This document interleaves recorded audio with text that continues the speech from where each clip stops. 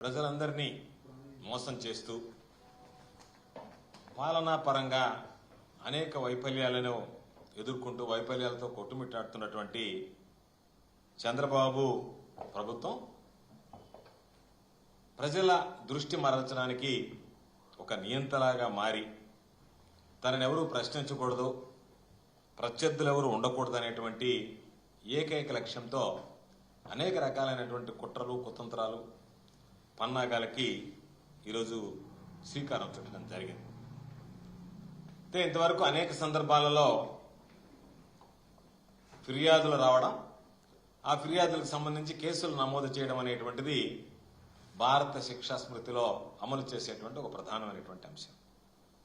ఎన్నడూ లేనటువంటి విధంగా పాత కేసులను తిరగదోడడం, ఆ పాత కేసుల్లో తనకు వ్యతిరేకంగా ఉండేటువంటి వాళ్ళు తను ఎవరినైతే శత్రువులుగా భావిస్తారో, తనని ఎవరినైతే ప్రశ్నిస్తారో వాళ్ళందరినీ ఆ కేసుల్లో ఇరికించడం, దీనికి పరాకాష్ఠగా కొత్త కేసులు సృష్టించడం, తయారు చేయడం ఎప్పుడు లేదు. బహుశా భారతదేశంలో ఒక ఆంధ్ర రాష్ట్రంలో కూటమి ప్రభుత్వంలో చంద్రబాబు నాయుడు నేతృత్వంలో తప్ప కేసులు తయారు చేసి, కొత్త కేసులను తయారు చేసి, మ్యానుఫ్యాక్చరింగ్ ఆఫ్ కేసెస్ ని మ్యానుఫ్యాక్చర్ చేసి దాంట్లో తనకు వ్యతిరేకంగా ఉన్నటువంటి వాళ్ళని, తన కక్ష కట్టినటువంటి వాళ్ళని, తనకు ఎవరి మీద అయితే బాధ ఉందో కోపం ఉందో వాళ్ళందరినీ కేసుల్లో ఇరికించేటువంటి ఒక దుష్ట పన్నాగానికి ఈరోజు చంద్రబాబు నాయుడు గారి ప్రభుత్వం శ్రీకారం చుట్టడం జరిగింది.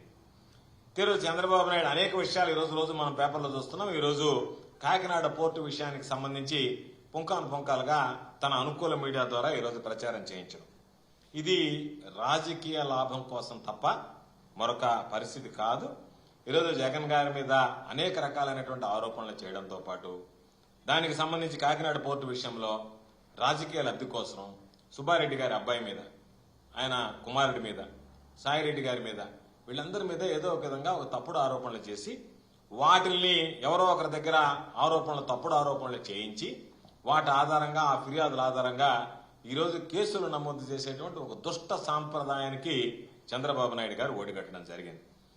జగన్ గారి మీద అదేవిధంగా మల్టీనేషనల్ కంపెనీ అరబిందోకు సంబంధించినటువంటి కంపెనీ మీద బురద చల్లడానికి చంద్రబాబు నాయుడు గారు ఒక పథకం ప్రకారం ఒక ప్లాన్ వేశారు.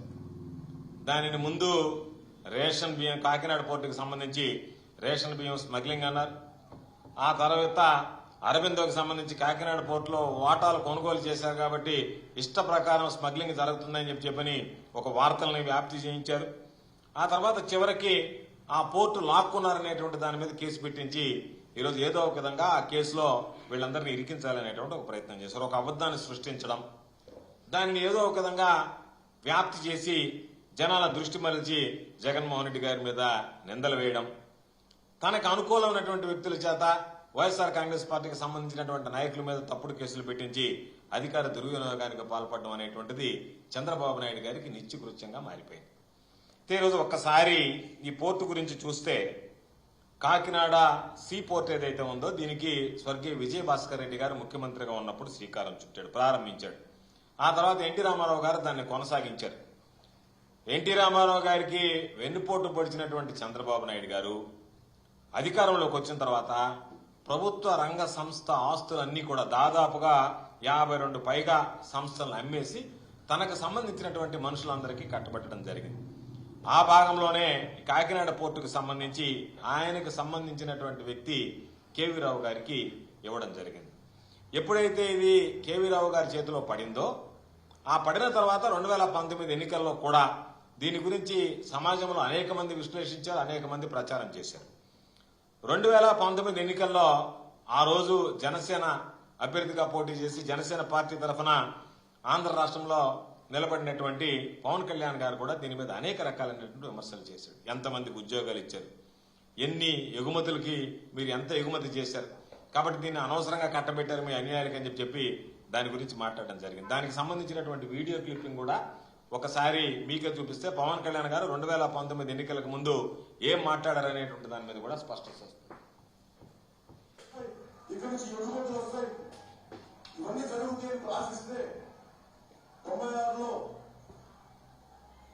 ముఖ్యమంత్రి గారు, ప్రస్తుత ముఖ్యమంత్రి చంద్రబాబు గారు అప్పుడు ముఖ్యమంత్రిగా ఉన్నప్పుడు దాన్ని ఒక వ్యక్తి కట్టబెట్టేశారు. ప్రభుత్వం అధీనంలో ఉన్నదాన్ని అలాంటిది కేవీ రావు గారు అనే ఒక వ్యక్తి ఆయన కట్టబెడితే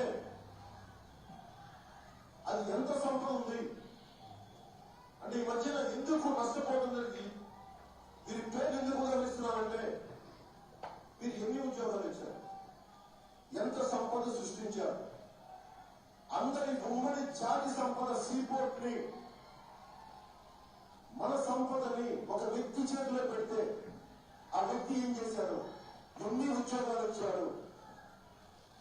ఉదాహరణకి కొత్త పెద్దలు కావాలంటే సముద్రం మనకి షిప్పులు పెట్టడానికి 5, 6, 7 అని చెప్పి ఒక కొత్త మనం చేసినప్పుడు ఇందాకే చూసాం, చదువుతా ఉంటే మైనింగ్ శాఖ వాళ్ళకి పంపించారు. మీరు అట్టగోలుగా హోప్ ఐలాండ్ లో ఇసుకను కట్టేసి అక్కడ మీరు పెట్టేస్తే నాకు అనిపించింది 5, 6, 7 భక్తులు పెడితే ఈ వ్యక్తి తాలూకు కేవీ రావు గారిని చూస్తే నాకు అనిపించింది ఈయన నాకు ఎలా తెలుసు అంటే ఈయనందరూ మెల్లడి వెంకటేశ్వరరావు గారు అంటారు. ఆయనతో నేను 1-2 సందర్భాలు కలిశాను. నాకు అర్థం కాంది మనందరం ఇంత కష్టపడి చదువులు చదివో శారీరక శ్రమ చేస్తూ ఒక అట్టిపడి అమ్మే ఒక చిన్నపాటి దుకాణం వ్యక్తి కూడా దుకాణదారుడు కూడా ఇంత కష్టపడతా ఉంటే మన వెళ్లి కార్మికులు పారిశుద్ధ్య కార్మికులు పొద్దున్న లేచినప్పటి నుంచి మురికి కూపాల్లో కొట్టుకొని తిరుగుతూ ఉంటాం. వాళ్ళకి కనీసం ఇల్లు లేవు. కానీ ఈ సంపదని దోచుకెళ్ళిపోయిన వాళ్ళు ఏం చేశారు, మనందరి ఉమ్మడి శ్రమని జాతీయ వనరులని వారి వ్యక్తిగత లాభానికి పెట్టుకుని ఈ రోజున కాలిఫోర్నియాలో, లాస్ ఏంజలీస్ లో ద్రాక్ష తోటలు సంపాదించుకున్నారు. కానీ మనకి కనీసం ఒక పట్టెడు ఉద్యోగాలు ఇవ్వలేకపోయారు మన కాకినాడ. మరి వీళ్ళందరూ ఎలా మాట్లాడాలి, ఎలా తీసుకురావాలి? ఇదే వ్యక్తి మనం ముఖ్యమంత్రి గారు ఇందాక ఎందుకు మాట్లాడారంటే ముఖ్యమంత్రి గారు తాను సత్యం ఎండిపోవడం చూస్తా ఉంటే ఎందుకు మన సముద్రాలు ఎండిపోతాయని భయం వేస్తా ఉందంటే మన కాకినాడ సీజన్ లో ఇదే ముఖ్యమంత్రి గారు ప్రతిపక్షంలో ఉన్నప్పుడు నాట్లతో యువకు చేసిన వ్యక్తి పుట్టినరోజున అదే మళ్ళీ ముఖ్యమంత్రి అయిన తర్వాత ఈరోజు కాకినాడ సీజన్ వదిలేశారు. మేము అభివృద్ధికి జనసేన పార్టీ ఎప్పుడు కూడా వ్యతిరేకం కాదు. కాబట్టి పవన్ కళ్యాణ్ గారు ఇప్పుడు కూటమి ప్రభుత్వంలో భాగస్వామి, ఉప ముఖ్యమంత్రి గారు. మనిషి పార్టీలు మారినంత మాత్రాన ఆయన భావజాలం మారదని నేను ఆశిస్తున్నా.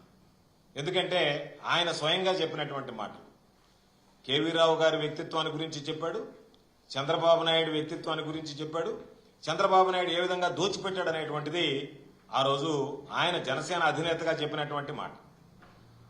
కాబట్టి నిన్ను మేము చెప్పేటువంటిది కాదు, నిన్ను తప్పుపట్టింది అందరికన్నా ముందు నీతో ఈరోజు పక్కన కూర్చున్న భాగస్వామిగా ఉన్నటువంటి నీ ప్రభుత్వంలో పవన్ కళ్యాణ్ గారు ఏం మాట్లాడాడంటే దీనిని చంద్రబాబు నాయుడు అయోచితంగా కేవీ రావు అనేటువంటి వ్యక్తికి, అర్హత లేనటువంటి వ్యక్తికి మనందరం కష్టపడి సమకూర్చుకున్నటువంటి సంపదనని దోచిపెట్టాడు అని చెప్పి స్పష్టంగా చెప్పడం జరిగింది. ఇది ఆయన ఆ రోజు చెప్పినటువంటి మాట ఈ రోజు చెప్పకపోవచ్చు, ఎందుకంటే నిలకడ లేనటువంటి వ్యక్తి కాబట్టి. ఈ రోజు మరలా మాట మార్చొచ్చు, చంద్రబాబు నాయుడు బ్రహ్మాండం అనేటువంటి అభివృద్ధి ప్రదాత అని చెప్పొచ్చు. కానీ ఆయన చెప్పినటువంటి మాట ఏదైతే ఉందో అది ఆన్ రికార్డు ఉంది కాబట్టి ఒకసారి ఆయన ఏమి చెప్పాడు గతంలో, ఈ రోజు ఏం మాట్లాడుతున్నాడు అనేటువంటి దాని మీద స్పష్టత ఉండాలని చెప్పి ఆ వీడియో చూపించడం జరిగింది. ఎందుకంటే రోజు రోజుకి రోజు మారినట్టే మనుషుల వ్యక్తిత్వాలు, మాటలు మారిపోతున్నాయి కాబట్టి ఒక్కసారి నువ్వు చెప్పినటువంటి మాట మీద నీకు నిలకడ ఉందా లేదా, ఈ రోజు దాని మీద నిలబడుతున్నావా లేదా, రోజు దాని నుంచి తప్పుకొని ఆ రోజు నేను తప్పు చెప్పాను, తప్పు మాట్లాడాను కాబట్టి నేను తప్పుడు మాటలు తప్పుగా మాట్లాడడం అనేటువంటిది నాకు అలవాటు అనేటువంటి దాని మీద ఆయన వివరణ ఇవ్వాల్సినటువంటి పరిస్థితి. అయితే 1997లో పవన్ కళ్యాణ్ గారు చెప్పింది కరెక్టే. దానిని ఏడీబీకి సంబంధించినటువంటి నిధులతో దానిని అభివృద్ధి చేసి కాకినాడ సీపోర్ట్ అనేటువంటిది ప్రభుత్వ రంగ సంస్థ, ప్రభుత్వ ఆధీనంలో ఉన్నటువంటి సంస్థ. అది లాభాల బాటలో ఉన్నప్పుడే చంద్రబాబు నాయుడు గారు దీన్ని తన మనిషి అయినటువంటి కేవీ రావుకి కట్టబెట్టడం జరిగింది. ఇది చరిత్ర ఎరిగినటువంటి సత్యం. దాన్ని ఆ రోజు ఒక విదేశీ కంపెనీని తీసుకొచ్చి, అదొక స్కామ్, ఒక విదేశీ కంపెనీని తీసుకొచ్చి దానిని ముందు పెట్టి బ్యాక్ డోర్ లో కేవీ రావు గారు దాని వెనక చేరి దానిని దక్కించుకోవడం జరిగింది. అయితే కాకినాడ పోర్టుకు సంబంధించినటువంటి దాంట్లో పైకి కేవీ రావు కనిపించినా దాని వెనక చంద్రబాబు నాయుడు హస్తం ఉంది, చంద్రబాబు నాయుడు బినామీగా అయిన చలామణి అయ్యాడని కూడా ఆ రోజు అనేక రకాలైనటువంటి వార్తలు రావడం జరిగింది. సరే, ఆ తర్వాత జరిగినటువంటి పరిణామ క్రమంలో కేవీ రావు గారు తన ఆధీనంలో ఉండేటువంటి సంస్థలో ఉన్నటువంటి షేర్లని అరబిందోకి అమ్ముకోవడం జరిగింది. ఒక 2 ప్రైవేటు వ్యక్తుల మధ్య జరిగినటువంటి దానిలో ప్రభుత్వం ఈరోజు దానిలోకి సంబంధించి ప్రవేశించి వాళ్ళ మధ్య ఉన్నటువంటి వాటిలో ఇప్పుడు కేవీ రావును వాడుకుని కేవీ రావుని పావుగా చేసి తనకి ఎవరైతే కక్ష ఉందో, ఎవరి మీద అయితే కక్ష తీర్చుకోవాలనుకున్నాడో దానికి జగన్మోహన్ రెడ్డి గారితో పాటు ఎవరైతే ఆయనకు సంబంధించినటువంటి వ్యక్తులు ఉంటారో వాళ్ళందరి మీద కూడా జగన్మోహన్ రెడ్డి గారిని బురద జల్లుతూ ఆ వ్యక్తులను లక్ష్యంగా ఈరోజు వాటికి సంబంధించినటువంటి సంస్థల మీద దాడి చేయడానికి పూనుకోవడం జరిగింది. ఇప్పుడు కేవీ రావును వాడుకొని దాని ద్వారా రాజకీయ లబ్ధి కోసం కేసులు వేయించేటువంటి ఒక ప్రయత్నం జరిగింది. ఒక్కసారి ఆలోచన చేస్తే ఈరోజు జరిగినటువంటి అన్నిటిలో 41% మాత్రం ఈరోజు దానికి సంబంధించినటువంటి అరబిందో సంస్థకు ఉన్నాయి. 59% షేర్లు ఎవరి దగ్గర ఉన్నాయి? కేవీ రావు గారి ఆధీనంలోనే ఉన్నాయి. కేవీ రావు గారి ఆధీనంలో 59% ఉంటే పోర్టు ఎండీగా ఆయనే ఉంటాడు, సీఈఓగా ఆయన మనుషులు ఉంటారు. నిర్ణయాధికారం అంతా 59% ఉన్నటువంటి కేవీ రావు గారికే ఉంటుంది తప్ప ఈరోజు దానికి సంబంధించి అరబిందోకు రాదు. కాబట్టి బెదిరించి ఈ షేర్లు కొన్నాడు అని చెప్పి ఆయన చేత ఫిర్యాదు చేయడం, పోలీసులు ఎఫ్ఐఆర్ నమోదు చేయడం, ఇదంతా కూడా లాఫింగ్ స్టాక్ కింద హాస్యాస్పదంగా ఉంది తప్ప ఒక పరిణితి చెందినటువంటి వ్యక్తులు తీసుకునేటువంటి నిర్ణయాలు తీసుకునేటువంటి విధానంగా కనిపించేటువంటి పరిస్థితి లేదు. ఒకవేళ నిజంగానే చంద్రబాబు నాయుడు చెప్పినట్టుగా ఈరోజు ఒకవేళ నిజంగా తీసుకోవాలి బెదిరించి అంటే ఫ్రీగానే తీసుకుని ఉండేవాళ్ళు, డబ్బులు ఇచ్చి తెలుసుకోవాల్సినటువంటి పరిస్థితి ఉంది. ఒకవేళ డబ్బులు కూడా ఇవ్వకుండానే బెదిరించి ఆయన దగ్గర షేర్లు లాగేసుకున్నారు అని చెప్పి ఫిర్యాదు చేసినప్పుడు అసలు ఉచితంగానే తీసుకునేదానికి అవకాశం ఉండేది, ఫ్రీగానే తీసుకుని ఉండేవాళ్ళు. కానీ అది జరగలేదు. కాబట్టి కేవలం ఇది ఏదో ఒక విధంగా కక్ష సాధింపులో భాగం అనేటువంటిది ఈరోజు చంద్రబాబు నాయుడు గారు ఆడుతున్నటువంటి నాటకంలో భాగం అనేటువంటిది స్పష్టంగా అర్థమైపోయింది. ఈరోజు ఒక్కసారి చూస్తే ఒకే విధంగా మొత్తం ఒకవేళ నిజంగా ఆ కాకినాడ పోర్టు సంస్థనే ఒకవేళ తీసుకోవాలని అనుకుంటే మొత్తం తీసుకుని ఉండేవాళ్ళు, లేదా మెజారిటీ షేర్లు తీసుకుని దాని నియంత్రణ అధికారాలన్నీ అరబిందో సంస్థలోనే ఉండే చేతిలో పెట్టుకుని ఉండేవాళ్ళు. అవన్నీ లేకుండా 41% నువ్వు అమ్మి 59% కేవీ రావు గారిని పెట్టుకుని ఆయనే నియంత్రిస్తూ ఆయనే పెత్తనం చేస్తూ ఆయనకు సంబంధించినటువంటి వ్యక్తులే బోర్డులో ఉంటూ వాళ్లే మెజారిటీ షేర్లని అనుభవిస్తూ ఈరోజు 41% అమ్మాం కాబట్టి ఏదో ఒక విధంగా వాళ్ళ మీద కేసు పెట్టాలనేటువంటి ఆలోచనతో ఈరోజు రకరకాలుగా వాళ్ళ మీద కేసు పెట్టేదానికి ఈరోజు కేవీ రావు సంస్థే ఆ సంస్థ మీద ఈరోజు వాళ్ళకి సంబంధించినటువంటి అరబిందో వెనక ఉన్నటువంటి వ్యక్తులను కొంతమందిని పావులుగా చేసి వాళ్ళందరి మీద కేసు పెట్టాలనేటువంటి ఆలోచన. దీని వెనక పక్కా కుట్ర ఉందనేటువంటిది స్పష్టంగా అర్థమవుతుంది. నేను అనుకుంటున్నా సాధారణంగా ఇటువంటి పోకడలు కొనసాగితే చంద్రబాబు నాయుడు గారు చెప్తున్నారు, వాళ్ళని తీసుకొస్తాం వీళ్ళని తీసుకొస్తాం, రెడ్ కార్పెట్ పరుస్తాం. రెడ్ కార్పెట్ పరవడం కాదు, ఉన్నటువంటి వాళ్ళు పారిపోతారు. ఎవడన్నా 2 వ్యక్తులు లావాదేవీలు చేయాలి అంటే దానిలో ప్రభుత్వ జోక్యం చేసుకుంటుంది అని అంటే ఇది ఒక కొత్త సాంప్రదాయానికి తెరతీశాడు. బహుశా ఎవరన్నా బహుళ జాతీయ సంస్థలు కానీ, లేదా 2 పెద్ద మల్టీనేషనల్స్ కానీ, లేదా ఎవరన్నా ఉన్నటువంటి స్థానికంగా ఉండేటువంటి వాళ్ళు కానీ లావాదేవీలు నిర్వహించుకోవాలంటే సాధారణంగా అగ్రిమెంట్ లో క్లాజెస్ ఉంటాయి, ఇండెమ్నిటీ క్లాజెస్ అని. ఇదిగో దీనికి సంబంధించి ఇది ఉంది, ఇది ఉండకూడదు, ఈ విధంగా చేయాలని. ఇక రాబోయేటువంటి రోజుల్లో నేను అనుకుంటున్నా, నేను అభిప్రాయపడుతున్నా, చంద్రబాబు నాయుడు గారికి ఎవరి ద్వారా ఫిర్యాదు చేయించి చంద్రబాబు నాయుడు గారు మా మీద కేసులు నమోదు చేయకూడదు. కాబట్టి మీరు అమ్మకపుదారులు, కొనుగోలుదారులకి ఆ జవాబుదారీ ఇవ్వండి. చంద్రబాబు నాయుడు గారి దగ్గరికి మీరు వెళ్లి ఫిర్యాదు చేసి మా మీద కేసులు నమోదు చేయకుండా చూడండి అనేటువంటి ఒక క్లాజ్ కూడా, అంటే మీరు ఫిర్యాదు చేసినా మా మీద కేసులు నమోదు చేయడానికి కుదరదు అనేటువంటి ఒక క్లాజ్ కూడా యాడ్ చేయాల్సినటువంటి పరిస్థితి ఏర్పడుతుందేమో ఈరోజు చంద్రబాబు నాయుడు గారు తీసుకుంటున్నటువంటి వ్యవహారాల వల్ల. కాబట్టి వ్యవహారంలో జోక్యం చేసుకోవడం వెనక పక్కా కుట్ర ఉందనేటువంటిది స్పష్టంగా కనిపిస్తుంది. 2020లో చేసుకున్నటువంటి ఒప్పందం దాదాపుగా 4.5 సంవత్సరాల క్రితం జరిగినటువంటిది. ఇప్పటి వరకు ఎందుకు ఫిర్యాదు చేయలేదో అర్థం కాలేదు. ఆయనే చెప్తున్నాడు 494 కోట్ల డబ్బులని. నిన్ను బెదిరించుంటే నువ్వు 494 కోట్ల డబ్బులు ఎందుకు తీసుకున్నావు? 4.5 సంవత్సరాల నుంచి ఈ రోజు వరకు మౌనంగా ఎందుకు ఉండవలసి వచ్చింది? నీకు ఫిర్యాదు చేసుకునే వెసలుబాటు ఉంది. అదిగాక నువ్వు హైదరాబాద్ లో సమావేశం జరిగిందన్నావు, హైదరాబాద్ లో ఉన్నానన్నావు. హైదరాబాద్ లో ఉన్నటువంటి వాడు ఇన్ని రోజులు ఫిర్యాదు చేయకుండా చంద్రబాబు నాయుడు గారు వచ్చిన తర్వాత ఇక్కడ ఫిర్యాదు చేయడానికి హైదరాబాద్ లో సమావేశాలు పెట్టుకుని హైదరాబాద్ లో లావాదేవీలన్నీ పూర్తి చేసి ఈ రోజు ఇక్కడ నువ్వు పెట్టావు అంటేనే 6 నెలల తర్వాత కొత్త ప్రభుత్వం చంద్రబాబు ప్రభుత్వం వచ్చిన తర్వాత 6 నెలల తర్వాత ఇక్కడ కేసులు పెట్టామంటేనే దీని వెనక కుట్ర కోణం స్పష్టంగా కనపడేటువంటి పరిస్థితి ఉంది. ఎందుకంటే ఈరోజు చాలా మంది చాలా చెప్తారు, నీకు 4.5 సంవత్సరాల క్రితం కొన్నటువంటి వాల్యుయేషన్ ఎంత? ఈరోజు వాల్యుయేషన్ మారి ఉండొచ్చు, కానీ ఆ రోజు కొన్నటువంటి వాల్యూ ఎంత, ఈ రోజు ఉన్నటువంటి వాల్యూ ఎంత అనేటువంటిది ఏది కూడా మాట్లాడకుండా ఈరోజు ఒకసారి ఆలోచన చేస్తే చంద్రబాబు నాయుడు ఫ్యూచర్ గ్రూప్ కమ్మాడు. అదొక పెద్ద స్కామ్, అదొక పెద్ద కుట్ర. ఎందుకంటే నోట్ల రద్దుకు ముందు ఈ డీల్ కుదిరింది. సరే, దాని గురించి మాట్లాడితే ఈరోజు ఫ్యూచర్ గ్రూప్ ఏదైతే కూరగాయల రంగంలో హెరిటేజ్ ఫ్రెష్ ఏదైతే చంద్రబాబు నాయుడుకు ఉందో దానిని ఫ్యూచర్ గ్రూప్ కొన్నది. కొన్న తర్వాత కొలాప్స్ అయిపోయింది. ఈరోజు ఆ ఫ్యూచర్ గ్రూప్ చంద్రబాబు నాయుడు మాకు పరిహారం చెల్లించలేదు, కట్టినటువంటి డబ్బు ఇవ్వలేదు, కాబట్టి చంద్రబాబు నాయుడు మమ్మల్ని బెదిరించి దీన్ని అమ్మాడు అని చెప్పి చంద్రబాబు నాయుడు మీద కేసు నమోదు చేస్తే ఎట్టా ఉంటుంది? ఎందుకంటే హెరిటేజ్ ఫ్రెష్ కి సంబంధించి నువ్వు అమ్మిన తర్వాత పాపం ఆ గ్రూప్ కొలాప్స్ అయిపోయింది, మూసేశారు. కాబట్టి నువ్వు ఆ రోజు ఏమి ఇన్ఫ్లుయెన్స్ చేసి వాళ్ళని కొన్నావు అనేటువంటి దాని మీద ఒక కేసు తయారు చేసి నీ మీద ఫిర్యాదు చేయించి నీ మీద కేసు పెట్టేదానికి అవకాశం ఉండదా? అటువంటి పనులు చేయడానికి అవకాశాలు రావా? కాబట్టి ఈరోజు ఏదో ఉంది కదా, ఏదో మాట్లాడుతున్నాం కదా, నేను ఏదో కేసులు పెట్టించి ఎవరైతే నన్ను ప్రశ్నిస్తారో వాళ్ళు గొంతు నొక్కడానికి ప్రయత్నం చేస్తాననేటువంటి విధంగా నువ్వు ప్రవర్తిస్తే, నువ్వు చేసేటువంటి పనులను ప్రశ్నిస్తే నువ్వు ఎక్కడ సమాధానం చెప్పగలవు? కాబట్టి జగన్మోహన్ రెడ్డి గారిని టార్గెట్ చేయడం, దీంట్లో నాకు అనిపించింది రెడ్డి సామాజిక వర్గాన్ని. ఈరోజు రెడ్డి సామాజిక వర్గం అనేటువంటి దాని మీద అనేక రకాలైనటువంటి కక్ష సాధింపులకి చంద్రబాబు నాయుడు గారు పాల్పడుతున్నాడు. కాబట్టి ఆ రెడ్డి సామాజిక వర్గం మీద వాళ్ళని దెబ్బతీయాలని చెప్పనేటువంటి ఆలోచనతోనే ఈరోజు అరవింద కూడా రెడ్డికి సంబంధించినటువంటి యాజమాన్యంలో ఉండేటువంటి వాళ్ళ యాజమాన్యం సంబంధించినటువంటి వాళ్ళు రెడ్డి సామాజిక వర్గానికి సంబంధించినటువంటి వ్యక్తులు కాబట్టి వాళ్ళ మీద దాడి చేసినట్టుగా ఈరోజు అనిపిస్తుంది. ఎందుకంటే దాదాపుగా 72,000 కోట్ల ఫార్మా వ్యాపారం చేసేటువంటి ఇది బహుళ అంతర్జాతీయ స్థాయికి సంబంధించినటువంటి కంపెనీ. అమెరికాలో 3 యూనిట్లు ఉన్నాయి, బ్రెజిల్లో 1 యూనిట్ ఉంది, పోర్చుగల్లో 1 యూనిట్ ఉంది, దాదాపుగా భారతదేశంలో 10 యూనిట్లు ఉన్నాయి. 150 దేశాలకు ఎక్కువగా ఈరోజు మందులని ఎగుమతి చేసేటువంటి ఒక పెద్ద సంస్థని ఈరోజు ఏదో ఒక విధంగా దాని మీద బురద తల్లాలి, దాని మీద నీళ్లు నీడలు కమ్ముకునేటట్టుగా చేయాలి, వాళ్ళని నష్టపరచాలి, వాళ్ళకు ఉన్నటువంటి రెప్యుటేషన్ దెబ్బతీయాలనేటువంటి ఓ దుర్మార్గమైనటువంటి ఆలోచనకు నువ్వు పూనుకొని ఇప్పుడు ఎంతో మంది దాదాపుగా వాళ్ళు రియాలిటీ రంగానికి కూడా పోయారు, ఇన్ఫ్రా రంగానికి పోయారు. వీటన్నిటికి సంబంధించి వాళ్ళు వెళుతున్నారు కాబట్టి ఎంతో మందికి ఉద్యోగ ఉపాధి అవకాశాలు వస్తున్నాయి. కాబట్టి నువ్వు ఆ సామాజిక వర్గాన్ని దెబ్బతీయాలని వాళ్ళని టార్గెట్ చేసుకుని ఈరోజు ప్రవర్తిస్తున్నట్టుగా ఉంది తప్ప మరొక విధంగా అనిపించటం లేదు మాకు. కాబట్టి ఈరోజు ప్రతి ఒక్కరం గుర్తుపెట్టుకోవాల్సింది, ఈ ప్రభుత్వం నిర్వహించాల్సినటువంటి బాధ్యతలు చాలా ఉన్నాయి. ఇచ్చినటువంటి హామీలను నిలబెట్టుకోవాలి.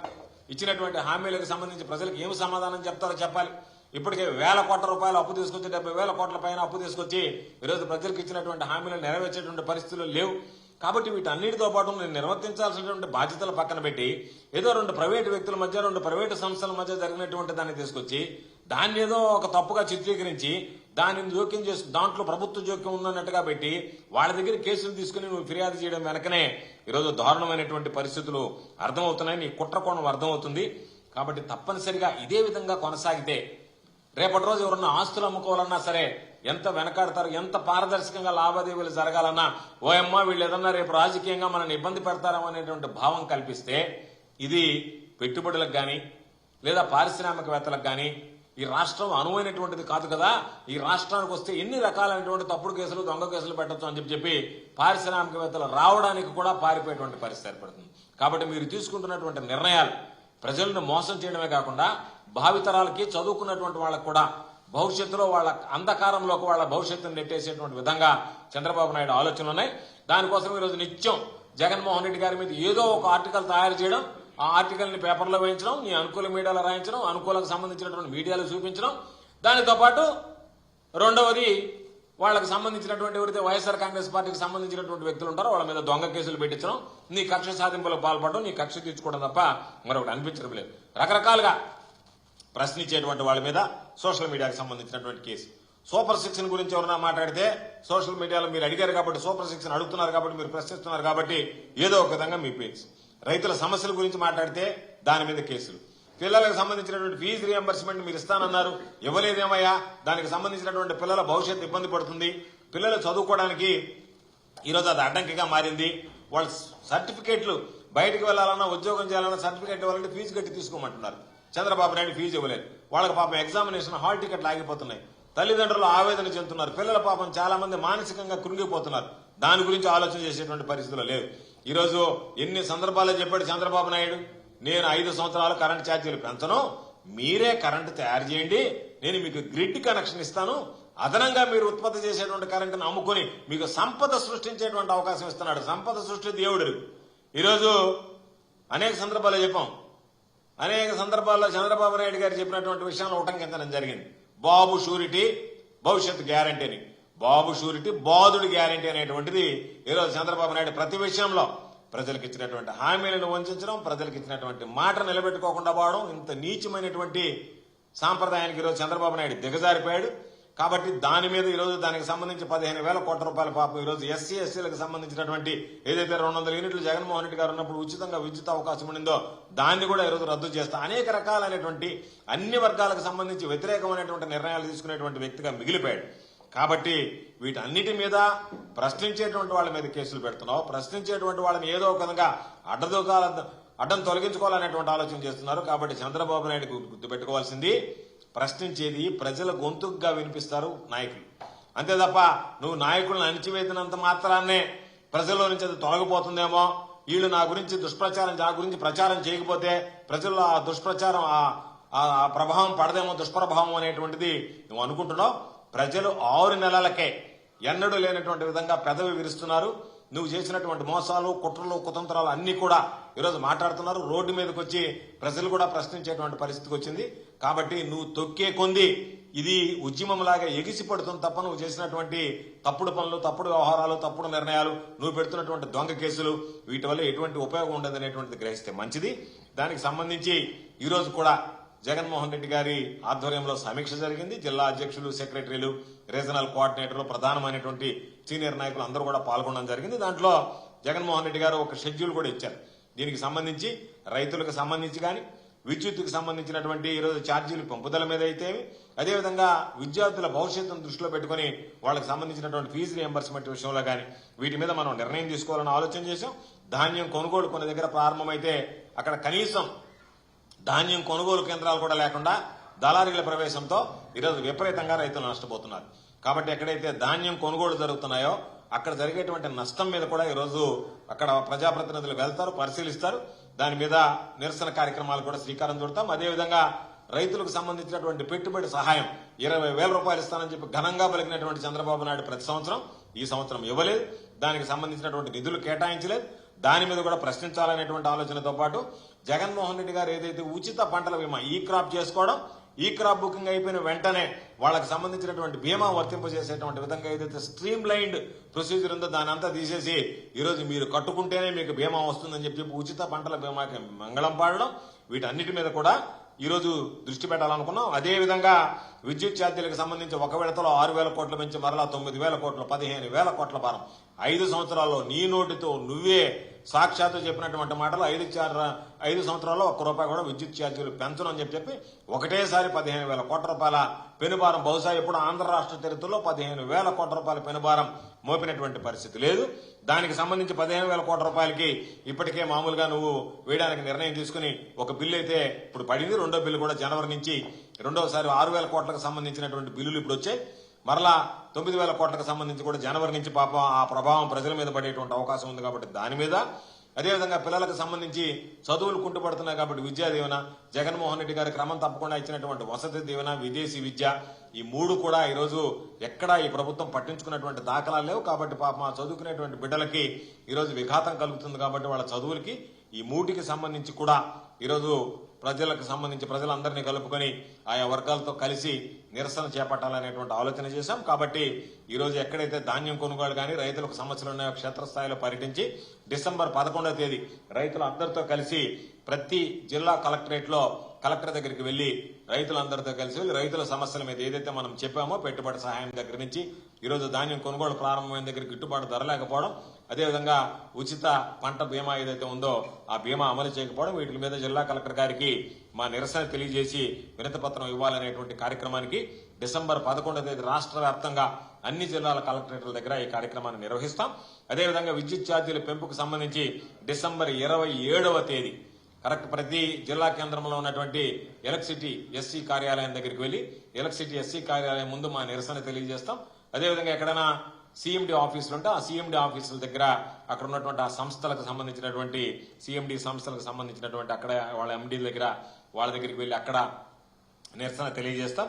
తెలియజేసి డిసెంబర్ 27వ తేదీ అన్ని జిల్లా వ్యాప్తంగా రాష్ట్రంలో ఉన్నటువంటి అన్ని జిల్లాల్లో రాష్ట్ర వ్యాప్తంగా ఈ కార్యక్రమాన్ని తీసుకుంటాం. అదేవిధంగా జనవరి 3వ తేదీ ఫీజు రియంబర్స్మెంట్ సంబంధించి విద్యా దీవెన, వసతి దీవెన, విదేశీ విద్యకు సంబంధించి వెంటనే బకాయిలు విడుదల చేయాలని కోరుతూ మరలా కలెక్టరేట్ దగ్గర ఈ 3 ప్రాధాన్యత అంశాల మీద వెంటనే ఈరోజు కలెక్టరేట్ కార్యాలయాలకు వెళ్లి వినతి పత్రం ఇచ్చి ప్రజల యొక్క ఆలోచన తెలియజెప్పాలని ముఖ్యమంత్రిగా పనిచేసినటువంటి గతంలో జగన్మోహన్ రెడ్డి గారు తీసుకున్నటువంటి విధానాలు ఏదైతే ఉన్నాయో వాటన్నిటికీ తూట్లు పొడిచేటువంటి విధంగా ఈరోజు చంద్రబాబు నాయుడు కుటుంబ ప్రభుత్వం ప్రజలకు సంబంధించి మేలు కలిగిస్తే గతంలో ముఖ్యమంత్రిగా జగన్మోహన్ రెడ్డి గారు ఈరోజు వాటన్నిటి మీద ఎటువంటి ప్రభావం చూపించకూడదనేటువంటి లక్ష్యంతో ఈరోజు ఏదో ఒక విధంగా నీకున్నటువంటి ప్రాధాన్యత క్రమంలో నిధులు ఖర్చు పెడుతూ ప్రజలకు ఇచ్చినటువంటి హామీలని ఈరోజు విస్మరిస్తూ దానికి సంబంధించినటువంటి నీ వైఫల్యాలను కప్పిపుచ్చుకునేటువంటి దిశగా నువ్వు ఆలోచన చేస్తున్నావు. కాబట్టి ఎప్పటికప్పుడు వైఎస్ఆర్ కాంగ్రెస్ పార్టీ ప్రజల పక్షాన నిలబడి పోరాటాలు చేయడంతో పాటు మీరు చేస్తున్నటువంటి తప్పుడు కేసులు, దొంగ కేసులు వాటికి భయపడేది ఏమి ఉండదు. కేసులకి, అరెస్టులకి, జైళ్లకి ఎవ్వరం భయపడేటువంటి ప్రసక్తి ఉండదు. ప్రజల పక్షాన నిలబడి ప్రజల గొంతుకగా వైఎస్ఆర్ కాంగ్రెస్ పార్టీ మా స్వరాన్ని ఘనంగానే వినిపించడం జరుగుతుందని చెప్పి సందర్భంగా తెలియజేస్తూ తప్పనిసరిగా రాబోయేటువంటి రోజుల్లో అన్ని విషయాల్లో కూడా ప్రజల పక్షాన నిలిచి ఈ ప్రభుత్వం మెడలు వంచి ప్రజలకు ఏదైతే హామీలు ఇచ్చారో ఆ హామీలను అమలు చేయడంలో వైఎస్ఆర్ కాంగ్రెస్ పార్టీ ప్రధానమంత్రి జగన్మోహన్ రెడ్డి గారి నాయకత్వంలో ప్రధానమైనటువంటి భూమిక పోషిస్తుంది అని చెప్పి ఈ సందర్భంగా తెలియజేస్తున్నారు.